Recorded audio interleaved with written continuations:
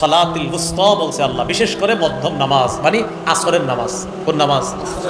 আসরের নামাজ। নামাজে যখন দাঁড়াবা তখন আল্লাহু আকবার বলে হাত বাঁধবা। সুম্মা ক্রা মা তায়াসসারা মাকা মিনাল কুরআন, সানা পড়বা, সূরা ফাতিহা পড়ার পর কোরআনের যেখান থেকে পারো সেখান থেকে তুমি তেলাওয়াত করবা। করার পর সুম্মা রুকা, এরপর রুকু করবা। হাত্তা তাতমাইন্না রাকিআ, ধীরস্থির ভাবে রুকু করবা। সুবহানা রাব্বিয়াল আযীম, সুবহানা রাব্বিয়াল আযীম, সুবহানা রাব্বিয়াল আযীম। আল্লাহ কত খুশি হয়ে যাবে। এবার রুকু থেকে তুমি দাঁড়াইবা। আল্লাহুম্মা রাব্বানা ওয়া লাকাল হামদ হামদান কাসীরান তাইয়িবান মুবারাকান ফি, সময় পাইলে পুরাটা পড়বেন। ফেরেশতারা প্রতিযোগিতা লেগে যায় আপনার এই আমলটা নেওয়ার জন্য, উপরে পৌঁছানোর জন্য। সুবহানাল্লাহ।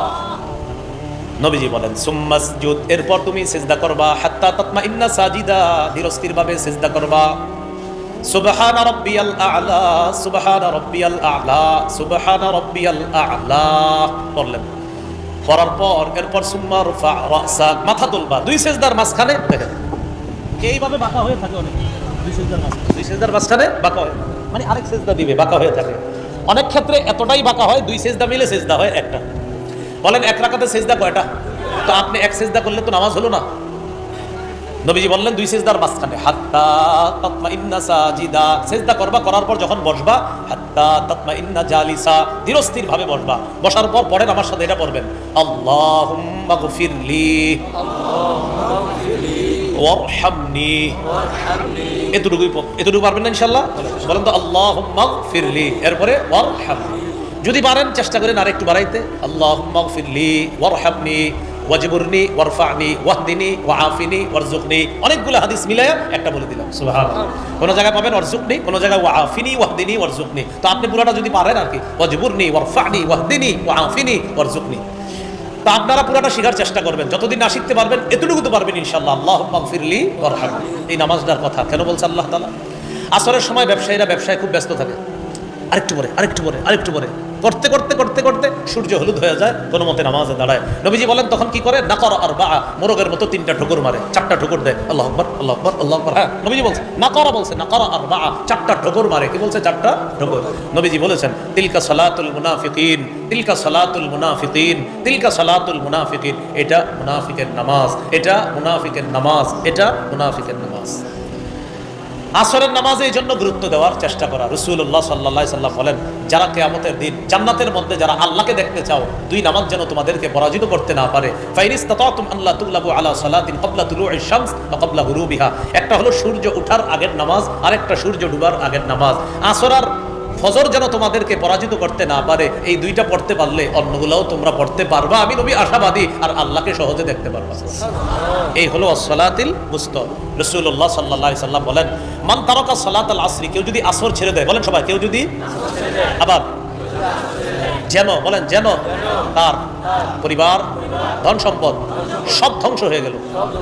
নবীজি বলেন যে আসর ছেড়ে দিল ফাকাআন্নামা গুতিরা আহলুহু ওয়া মালুহু, যেন তার পরিবার, ধন সম্পদ সব ধ্বংস হয়ে গেল। আসর ছেড়ে দেওয়া, পরিবার, ধন সম্পদ ধ্বংস হওয়া সমান কথা। আল্লাহ আমাদেরকে হেফাজত করেন। আমাদের সর্বপ্রথম কাজ, সবচেয়ে গুরুত্বপূর্ণ ইবাদত নামাজ পড়া। সেই লক্ষ্যে আপনাদের সামনে আয়াতে কারিমা তেলাওয়াত করলাম।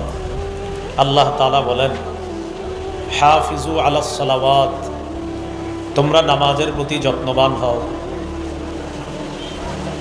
নামাজ এতটাই গুরুত্বপূর্ণ ইবাদত, সহিহ বুখারীর একটি হাদিস শুনলে বিষয়টি আমাদের কাছে খুব স্পষ্ট হবে। সহিহ বুখারীর বর্ণনা 687 নম্বর হাদিস। সাকুলান নবী সাল্লাল্লাহু আলাইহি ওয়াসাল্লাম, রাসূলুল্লাহ সাল্লাল্লাহু আলাইহি ওয়াসাল্লাম প্রচণ্ড অসুস্থ হয়ে গেলেন। অসুস্থ হওয়ার পর সাহাবায়ে কেরাম নবীজির অপেক্ষা করতেছিলেন। নবী মসজিদে যাবে, নবীর ইমামতিতে তারা নামাজ পড়বে। এশার নামাজের অপেক্ষায় সাহাবায়ে কেরাম মসজিদে অপেক্ষা করতেছে। রাসূল মসজিদে যায় না। আয়েশা সিদ্দিকা রাদিয়াল্লাহু তাআলা আনহার বর্ণনা, তিনি বলেন নবীজি ঘরের সদস্যদেরকে জিজ্ঞাসা করলেন, আসাল্লাত নাস, সাহাবীরা কি নামাজ পড়ছে? ঘরের সদস্যগণ জবাব দিলেন, লা হুম ইয়ান্তাজিরুন আলাক, তারা নামাজ পড়ে নাই, তারা আপনার অপেক্ষা করতেছে। এই কথা বলার পর রাসূলুল্লাহ সাল্লাল্লাহু আলাইহি সাল্লাম বললেন, দাউলি মা আনফিল মিখদাব, পাত্রের মধ্যে পানি দাও, এই পানি আমাকে দাও, আমি গোসল করব। ফাফআলনা ফাগতাসালা, আমরা নবীকে পানি দিলাম, নবী গোসল করলেন। যাহাবা লিয়ানুআহ, রাসূলুল্লাহ সাল্লাল্লাহু আলাইহি সাল্লাম মসজিদে যাওয়ার জন্য রওনা করলেন। ফাউগমি আলাইহি, সাথে সাথে বেহুশ হয়ে গেলেন। মসজিদ কিন্তু দূরে না, পর্দাটা সরাইলেই মসজিদ। সুম্মা আফাকা, একটু পর হুশ ফিরে আসছে। হুশ ফিরে আসার পর রাসূলুল্লাহ সাল্লাল্লাহু আলাইহি সাল্লাম জিজ্ঞাসা করলেন, আসাল্লাত নাস, সাহাবীরা কি নামাজ পড়ছে? জবাব দিলেন, লা হুম ইয়ান্তাজিরুনা লাক, তারা নামাজ পড়ে নাই, তারা আপনার অপেক্ষায় আছে। রাসূলুল্লাহ সাল্লাল্লাহু আলাইহি সাল্লাম বললেন, পানি আনো, আমি আমার শরীরটা আবার ধৌত করতে হবে দুর্বলতা কাটানোর জন্য। পানি আনলেন। রাসূলুল্লাহ সাল্লাল্লাহু আলাইহি সাল্লাম নিজের শরীর মোবারক ধৌত করলেন। সুন্দরভাবে ধৌত করার পর যাহাবা লিয়ানুআ, আবার মসজিদে যাওয়ার জন্য রওনা করলেন। ফাউগমি আলাইহি, আবার বেহুশ হয়ে গেলেন। বেশি দূরে না কিন্তু মসজিদ, পর্দা সরাইলে মসজিদ, দুইবার বেহুশ হলেন। সুম্মা আফাকা, আবার হুশ ফিরে আসছে। হুশ ফিরে আসার পর রাসূলুল্লাহ সাল্লাল্লাহু আলাইহি সাল্লাম বললেন, আসাল্লাত নাস, সাহাবীরা কি নামাজ পড়ছে? জবাব দেওয়া হলো, লা হুম ইয়ান্তাজিরুনা লাক, তারা নামাজ পড়ে নাই, তারা আপনার অপেক্ষা আছে। নবীজি বললেন, আবার পানি আনো। পানি আনাইলেন, নিজের শরীর মোবারক ধৌত করলেন। ধৌত করার পর যাহাবা লিয়ানুআ, মসজিদে যাওয়ার জন্য আবার রওনা করলেন। ফাউগমি আলাইহি, নবী আবার বেহুশ হয়ে গেলেন। তিনবার বেহুশ হলেন। সুম্মা আফাকা, এরপর হুশ ফিরে আসছে। নবী আবার বললেন, আসাল্লাত নাস, সাহাবীরা কি নামাজ পড়ছে? জবাব দিলেন, লা হুম ইয়ান্তাজিরুনা লাক, পড়ে নাই, তারা আপনার অপেক্ষা আছে। নবীজি বুঝতে পারলেন, এই শরীর নিয়ে আমি যেতে পারবো না মসজিদ। আবু বকরের কাছে লোক পাঠিয়ে দাও, মুরু আবা বকরিন ফাল্যুসাল্লি বিন-নাস, আবু বকরকে তোমরা বলো, আবু বকর যেন আমার সাহাবীদেরকে নামাজ পড়িয়ে দেয়। হাদিস থেকে ইঙ্গিত হয়, রাসূলুল্লাহ সাল্লাল্লাহু আলাইহি সাল্লাম পৃথিবী থেকে বিদায় নেওয়ার পর মুসলমানদের নেতৃত্ব দিবেন আবু বকর সিদ্দিক রাদিয়াল্লাহু তাআলা। নবীজির সাহাবী আবু বকরের কাছে সংবাদ বাহক যিনি, তিনি সংবাদ নিয়ে গেলেন। হাদিসের ভাষ্য, আতাহুর রাসূল, সংবাদদাতা আবু বকর সিদ্দিক রাদিয়াল্লাহু তাআলা আনহুর কাছে গেলেন। যাওয়ার পর বললেন, ইন্না রাসূলুল্লাহি সাল্লাল্লাহু আলাইহি ওয়াসাল্লাম ইয়ামুরুকা আন তুসাল্লিয়া বিন-নাস, রাসূলুল্লাহ সাল্লাল্লাহু আলাইহি সাল্লাম আপনাকে আদেশ করেছেন আপনি যেন মানুষদেরকে নিয়ে নামাজ পড়ান, সাহাবীদেরকে যেন নামাজ পড়িয়ে দেন, নবী আদেশ করছেন। ওয়া কানা আবু বকরিন রাজুলান রাতীকান, আবু বকর সিদ্দিক রাদিয়াল্লাহু তাআলা আনহু ছিলেন নরম মানুষ। হযরত ওমর ফারুক রাদিয়াল্লাহু তাআলা আনহুকে ডাক দিয়ে বললেন, ওমর সাল্লি বিন-নাস, ওমর তুমি সাহাবীদেরকে নামাজ পড়ায় দাও, আমি পারবো না। ওমর ফারুক রাদিয়াল্লাহু তাআলা আনহু বললেন, আনতা আহাক্কু বিযালিকা, নবীর অনুপস্থিতিতে ইমামতির যোগ্য সবচেয়ে বেশি আপনি নামাজ পড়েন। আবু বকর সিদ্দিক রাদিয়াল্লাহু তাআলা আনহু কয়েকদিন নামাজ পড়াইলেন। একদিন জোহরের সময় রাসূল সাল্লাল্লাহু আলাইহি সাল্লাম কিছুটা হালকা অনুভব করলেন, শরীরটা ভালো লাগতেছে।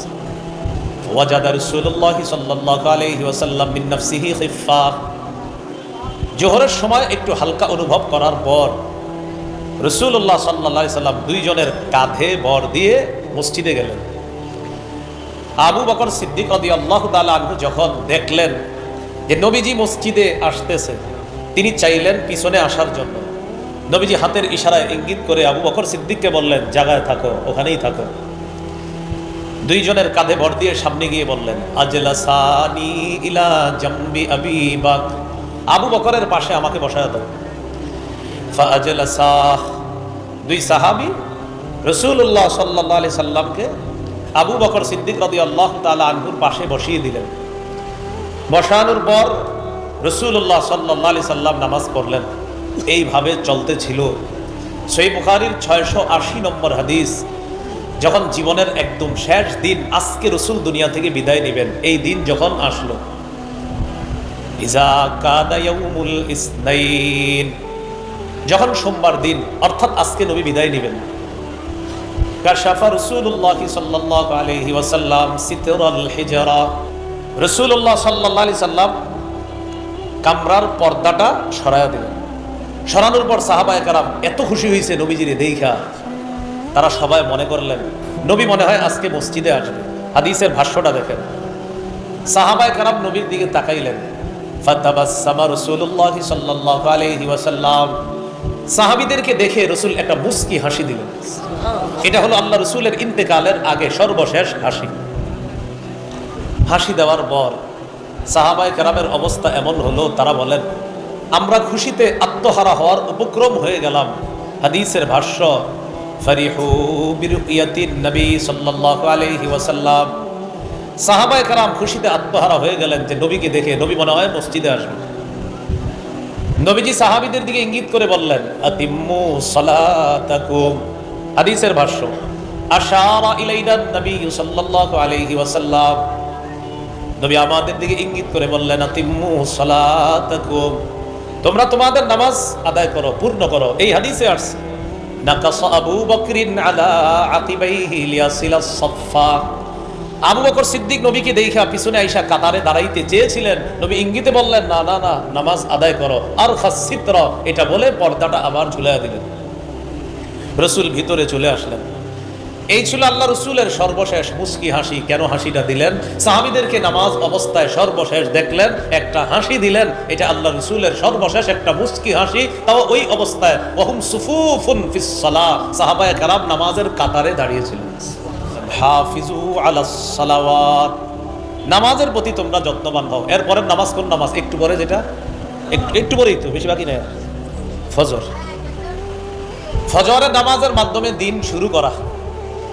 রাত 4টার দিকে আপনি একটা স্ট্যাটাস দিলেন আর বললেন এভাবে এভাবে হলে ভালো হয়, ওই হলে ভালো হয়, দেশ নিয়ে খুব গবেষণা করে স্ট্যাটাস দিয়ে ঘুমায়া গেলেন।